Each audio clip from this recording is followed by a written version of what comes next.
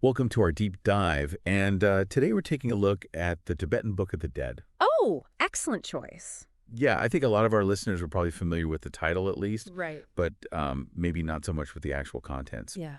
So we're hoping to kind of give a summary of the book and, Yeah. and maybe talk a little bit about how, Absolutely. it can apply to us, like how we can use it Yeah. in everyday life. Yeah. Um, I've always been fascinated by this book. Right. It's one of those, like I said, the title is very intriguing, Yeah. but I've always found it a little daunting, to be honest. I can understand that. But I'm really excited to kind of dive in and learn more about Yeah. its unique perspective on death and the afterlife. Okay. And I think one of the things that I've always found really interesting is that it's not just like a philosophical treatise. Right. It purports to be an actual guidebook It does, yes. for the dying and the dead. It's a really practical guide. Yeah, like almost like a set of instructions for navigating Exactly. what comes next. Yeah, and it's not really about physical death like we think of it. Oh, okay. It's more about this journey of the consciousness Interesting. through these different states of existence. Okay. So it's more of a roadmap I did. for what the Tibetans call the Bardo.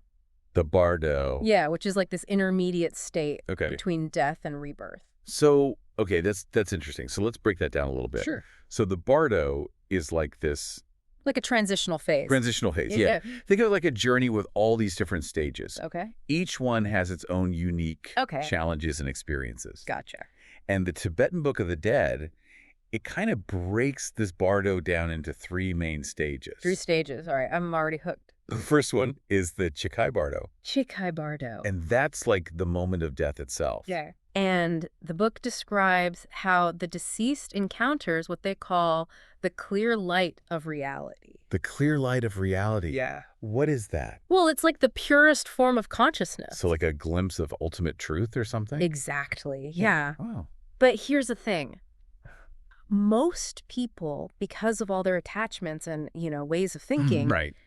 they don't even recognize this clear light for what it is. Oh, wow. And instead of just merging with it, Right. they cling to their sense of self.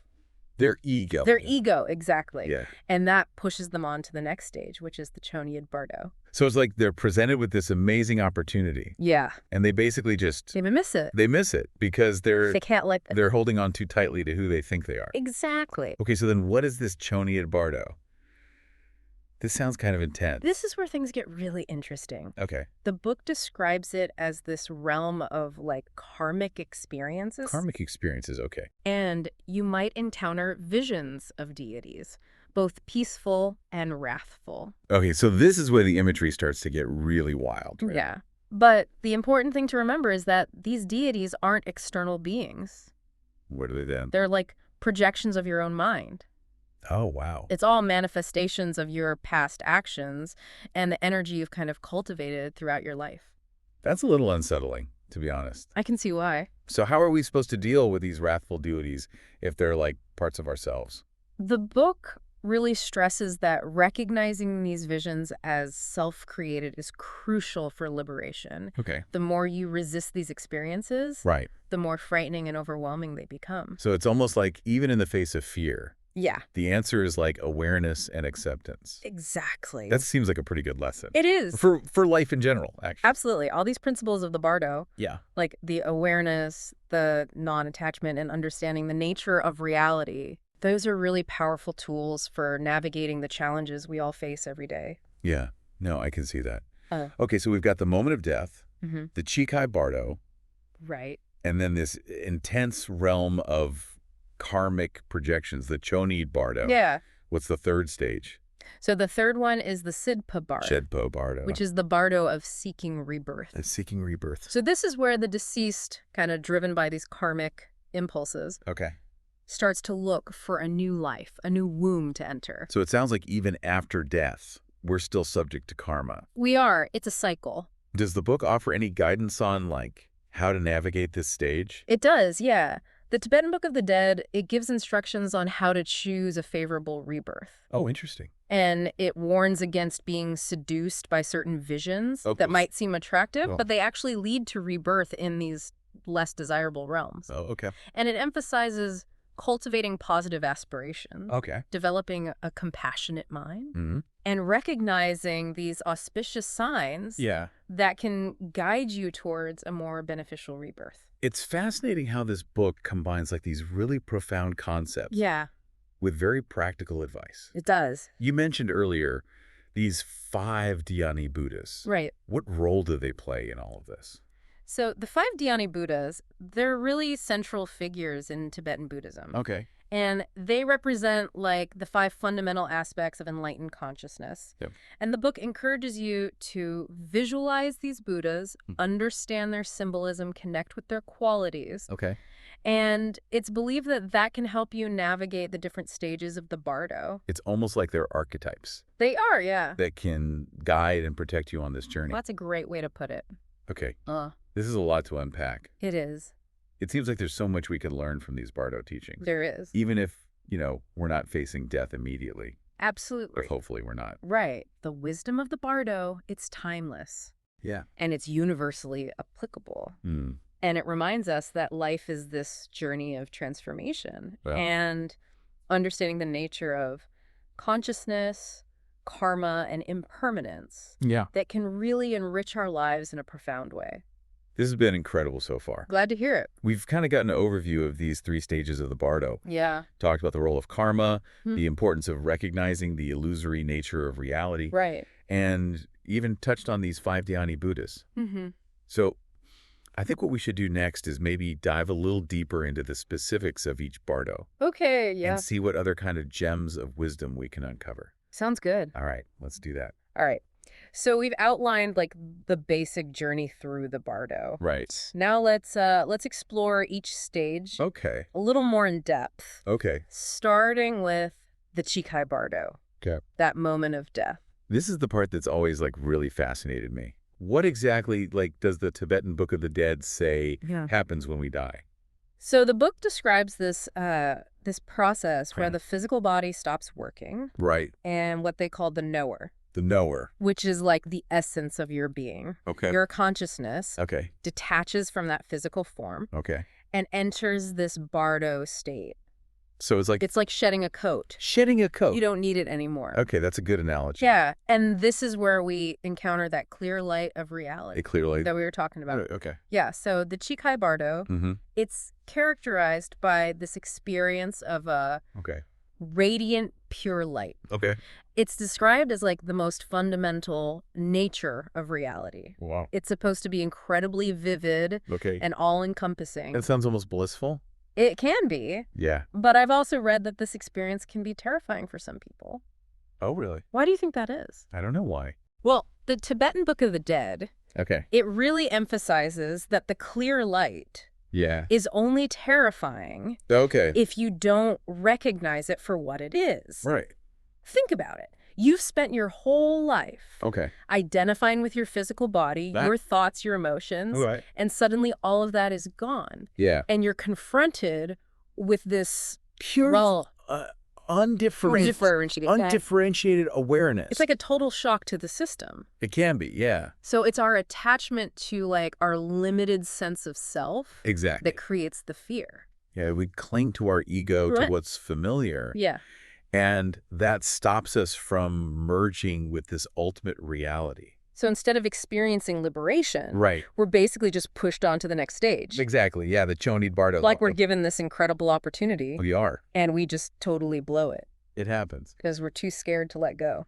Yeah, it's hard. Okay, so tell me more about this Chonyid Bardo. What kind of experiences can we expect there? Well, it's described as this realm of Okay. intense karmic experiences. Intense karmic experiences. Yeah, and this is where you might encounter all these different deities, Right. peaceful and wrathful. Right. And these deities, as we talked about, Mhm. they're not like external beings. They're more like projections of your own mind, Okay. manifestations of your past actions, your deepest fears, Oh, wow. your unresolved emotional patterns. So this is where those really vivid, sometimes like frightening images come into play. This is it. I've seen some of the Tibetan Thangka paintings Right. that depict these deities, and they can be pretty intense. They are, yeah.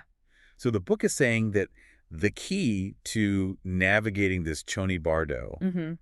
is understanding that these deities aren't actually separate from you. Exactly. That they're reflections of your own internal landscape. Inner landscape. And the more you fight them, the more power you give them. So how are we supposed to approach these wrathful deities? Right. It sounds terrifying. Imagine being confronted with, like, the darkest aspects of yourself. Right. It's natural to be scared. Yeah. But the Tibetan Book of the Dead, it offers a powerful antidote. Recognition. Recognition. The moment you recognize okay. that these wrathful deities are just projections of your own mind, right. their power diminishes. Oh, you start to see them for what they really are. Okay. Illusions created by your own thoughts and emotions. It's like facing your shadow self. Yeah. And realizing it's not actually as terrifying as you thought it was. Exactly. So this Chonyid Bardo, it's like a realm of intense self-confrontation. It is. But it's also an opportunity for liberation. Yeah. If you can recognize the illusory nature of it. Right. You can actually break free from that grip of fear and move closer to enlightenment. Exactly. And this is where the 5 Dhyani Buddhas come in. This is it, yeah. This is it. The Tibetan Book of the Dead, it encourages you to visualize the 5 Dhyani Buddhas during the Chonyid Bardo. Okay.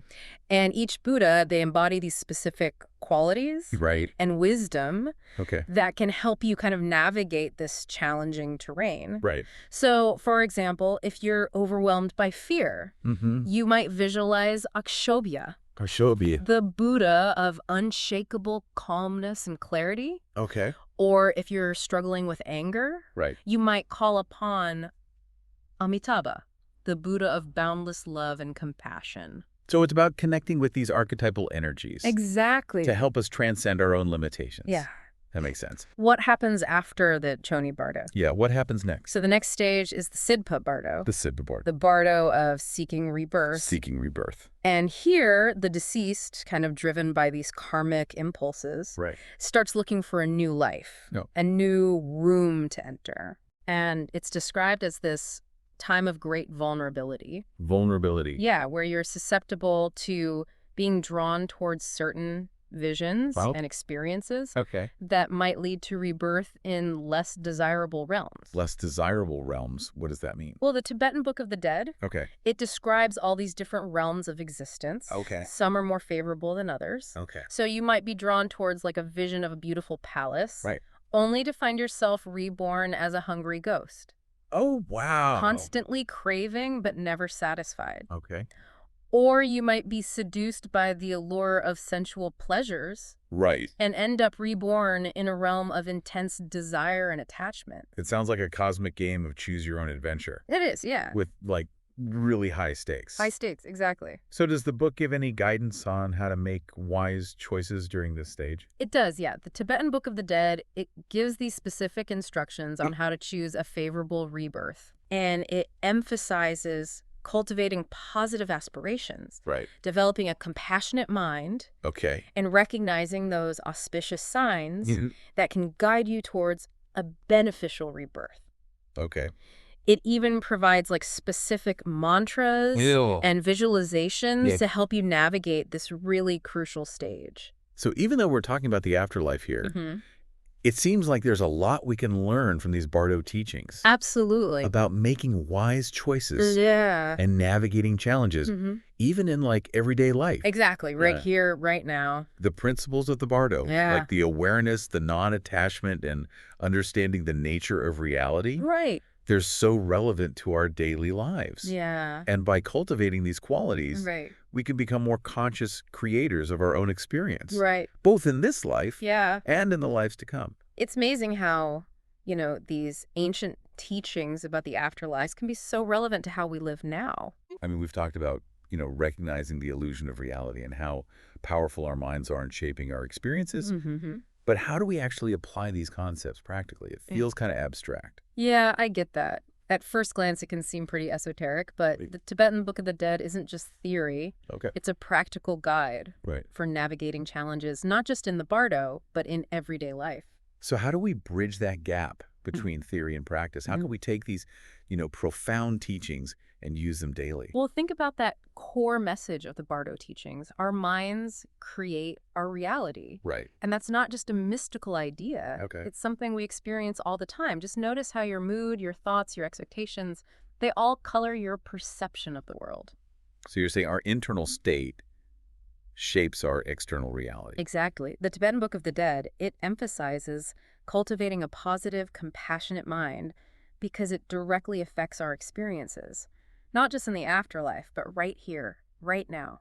If we're always generating negativity, fear, judgment, we're essentially creating a Bardo-like reality full of those wrathful deities. Whoa. Yeah, so by cultivating things like compassion, generosity, wisdom, we're creating a more favorable internal and external environment. That's a powerful image. And mindfulness seems to play a role here. Absolutely. We talked earlier about how recognizing the clear light during the Chikhai Bardo is like key for liberation. Yeah. Is there a way to practice that kind of recognition in everyday life? For sure. Mindfulness is all about cultivating that awareness of the present moment. Right. Observing your thoughts and emotions without judgment. And when you do that, you start noticing the impermanence of your internal experience. Yeah. Thoughts pop up, they vanish, emotions ebb and flow. You realize you're not your thoughts. You're not your emotions. You're the awareness witnessing it all. So it's about creating space between yourself and all that mental chatter. Exactly. And that space, that awareness, that's what lets you recognize the clear light, both in the Bardo and right here, right now.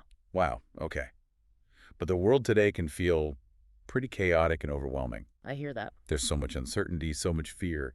How can the Tibetan Book of the Dead help us with that? Well, one of the most profound teachings is impermanence. Right. Everything's in flux. Nothing's permanent. Yeah. That can cause anxiety, but it can also be liberating when you really grasp how impermanent everything is. You can loosen your grip on attachments, appreciate the present moment without clinging. It's like learning to ride the waves of change instead of getting tossed around. Beautiful analogy. And in a world that's always changing, embracing impermanence can be grounding. Yeah. You face uncertainty with more calmness. Okay. And find peace amidst chaos. The Tibetan Book of the Dead also talks about recognizing that reality is an illusion. Right. How does that apply today? Well, today we're just bombarded with information, images, opinions. That's true. Easy to get caught up in this idea of a solid, fixed reality. Right. But the Bardo teachings remind us, everything we perceive is ultimately a projection of our minds. Yeah. Our beliefs, values, experiences, they shape how we see the world. So it's about being aware of our own biases and recognizing that there are multiple perspectives on reality. Exactly. And that understanding can be so freeing. It lets you engage with the world more openly, compassionately. Recognizing your perspective is just one of many. Yeah. It helps you cultivate humility, understanding, willingness to see things from different angles. This has been an incredible deep dive. It has. We explored the 3 Bardo stages, dug into karma and impermanence, and discovered how these ancient teachings can offer such profound insights into navigating the challenges of modern life. The wisdom of the Tibetan Book of the Dead is both timeless and timely. It reminds us that death isn't the end, but a transition. Right. And that by understanding consciousness and the Bardo, we can live more meaningful lives. Thank you for all your expertise and insights. And to our listeners, I encourage you to think about what we discussed today. Yeah. And how the Tibetan Book of the Dead might apply to your own life. Remember, the Bardo isn't just something that happens after death. Right. It's happening now in every moment. Yeah.